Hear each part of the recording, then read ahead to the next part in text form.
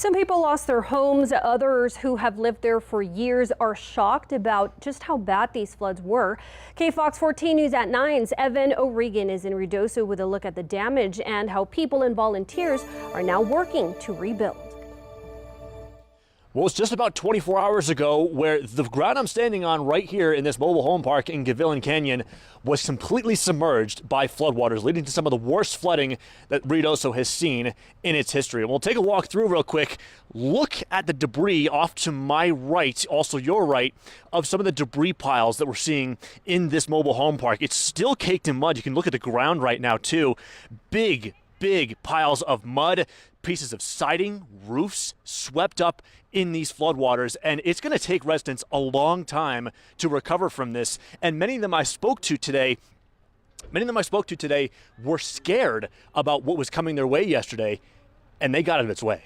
We left like 30 minutes early because I said, we better leave. Look what happened in Texas. We don't know this time, I said. So we left.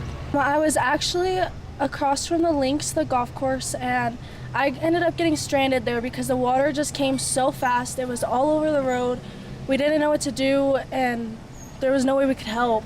Devastation for Ruidoso residents at this mobile home park in Gavilan Canyon. Floors and walls of homes caked in a layer of thick mud, endless piles of debris, some homes even swept clean off of their foundations. My house was right there where that gray one was, where that brown storage is. Now my house is over here. This was my cousin's house. And then we don't know where it is. We don't know where it is. It's gone. The recovery began Wednesday as locals began to pick up the pieces. Many volunteers were out as well, sorting through debris. I'm really happy that the community came out here and started helping people who live in poverty and trailer parks, because it's hard. It's hard working from day to day and losing everything all at once. But the flood threat still looms, and locals are worried about a potential repeat scenario. This is very early on to our monsoon season, and if we get hit this hard, I'm worried about how it is in the next coming months. So some may leave. The whole trailer park should get rid of, you know. There's no more for us to be living here. Like, we're in danger. We should have moved the first time, but we didn't. But now, this one is scary. Well, Ruidoso's out of a flood watch for now. That has now been dropped for the rest of the night tonight. However, the flood threat is still there. We do have still storm chances in that forecast for days going forward. Brad's going to talk about more of that in your forecast coming up.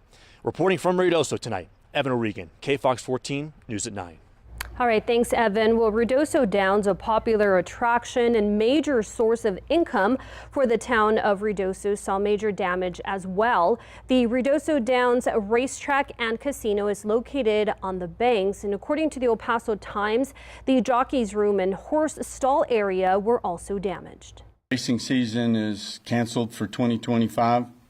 The assessments are being done on the racetrack. The culverts that were put in held.